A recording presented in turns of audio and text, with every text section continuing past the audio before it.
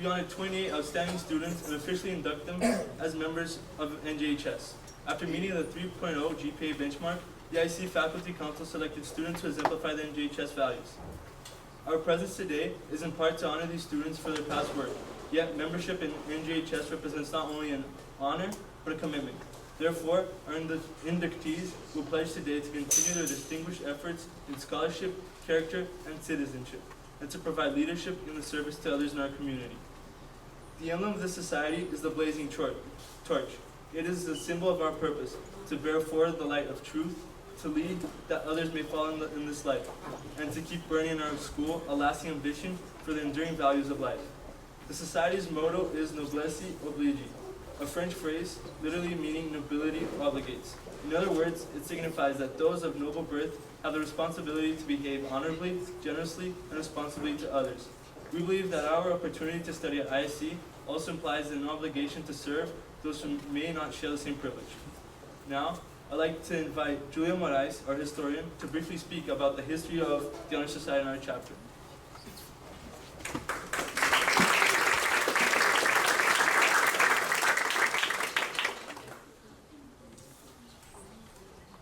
The National Junior Honor Society chapter at ISC began in 1998.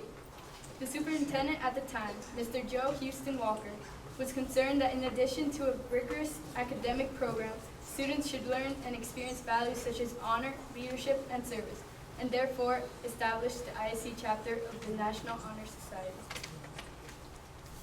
Several years later, this program was also introduced in middle school as the National Junior Honor Society, which has been active ever since.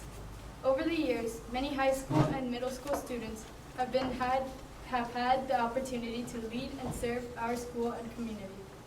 Some of them have moved on to other schools in other countries with the NJHS membership standing in their transcripts.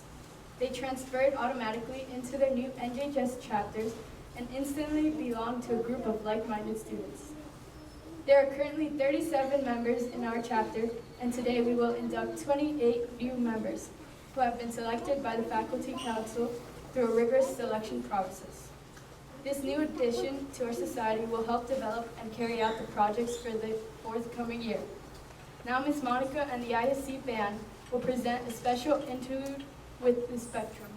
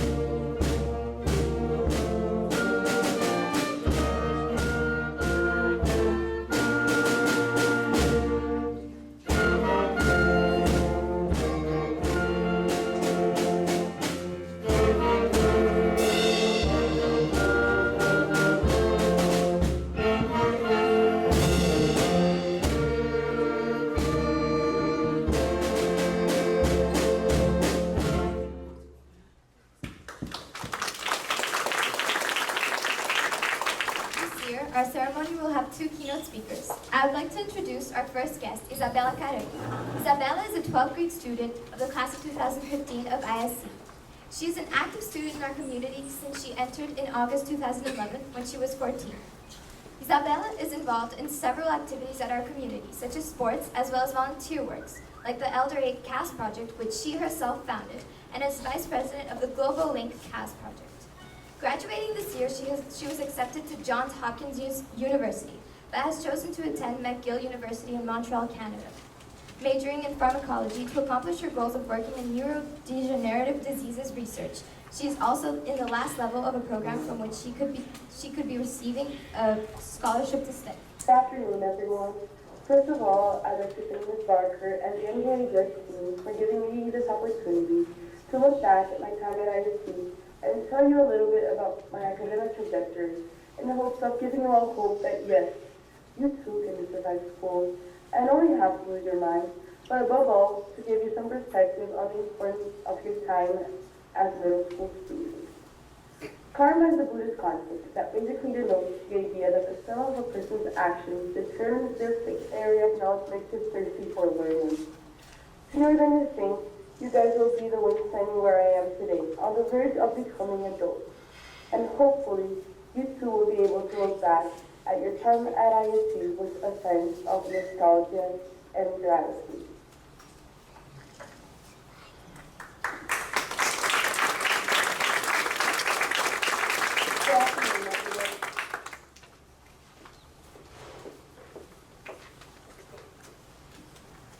Please give her another round of applause for putting this video together for us, even if she could not attend today.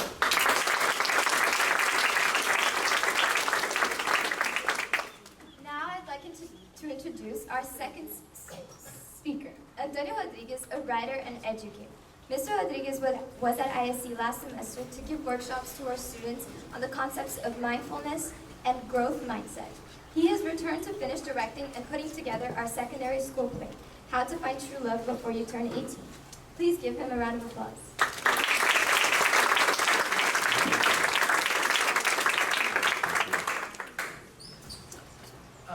Hello, everyone.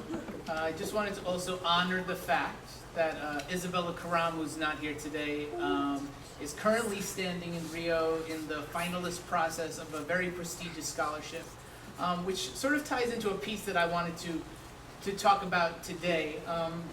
And so NJHS has asked me to come in and to speak to you all today on this really important, lovely afternoon. So first I wanted to say that I am a former member of NJHS myself. So we stand in brotherhood and sisterhood and comradeship together as all members of the Honor Society. And actually, so I've been thinking a lot about these ideas, these values of citizenship and service and leadership and scholarship and character. And when I read those things, I kind of felt like they sounded like things that like superheroes embody, you know? So I really wanted to like wear this today, you know? Like, so we have like Spider-Man and Captain America and Wolverine and Iron Man. And it made me think about, maybe that would be the topic to talk about today, about heroes in my life, what they've meant for me, how they've inspired me, looking at the dynamics of the group and seeing how the group's leaders emerge and how it is that certain prospective scholars operate inside the group, how they're able to motivate their fellow students, how they're able to communicate their ideas to fellow students, whether or not they have original ideas as they're communicating these, their efforts to recreate that statue. And who's stepping up, who's helping the group move forward. A lot of times, the groups with the most scholars don't come close to recreating the statue exactly, but it's those qualities of taking initiative, of making sure every voice in the group is heard, of collaborating, of thinking about the process in unique ways. Those are things we really prize and value. And it turns out these are things that are really important in how it is that we succeed in life. That the speaker of that quote is this man, Jacob Riis. And he was a photographer in New York City at the turn of the century, early 1900s. And his main focus was capturing images and the life of those who are destitute, who are living in poverty. And so he became very famous for taking pictures and capturing images of those people in New York who did not have much. And Teddy Roosevelt at the time called him the greatest American he ever knew, because he said he had a real gift for making other people see what he saw and feel what he felt. And so when I think back now that me in 8th grade was quoting a man who now is a hero to me, but back then probably wasn't very meaningful at all. I think about what it means to be here and what it means to like move forward into the future. And what that quote really means, that idea of hammering away at a rock perhaps 100 times without as much as a crack showing in it.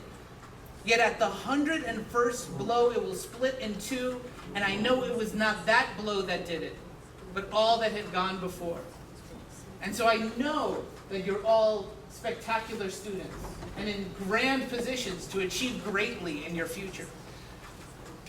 And I just hope for you in moving forward today, I hope that you find ways to support one another and to be good to one another as you run into whatever rock or stone it is that you all are going to face in your lives, because inevitably you will.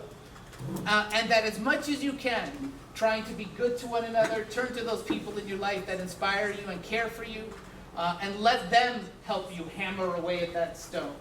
So that knocking away at it for 100 times is not something that you do alone, but you do with someone that you care about and trust and love. And so I thank you for giving me some time today to share some thoughts and feelings about this wonderful society that I am a proud member of still. And I ask that you excuse me because I have to run back to play rehearsal right now.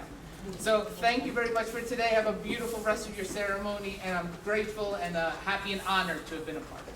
Thank you.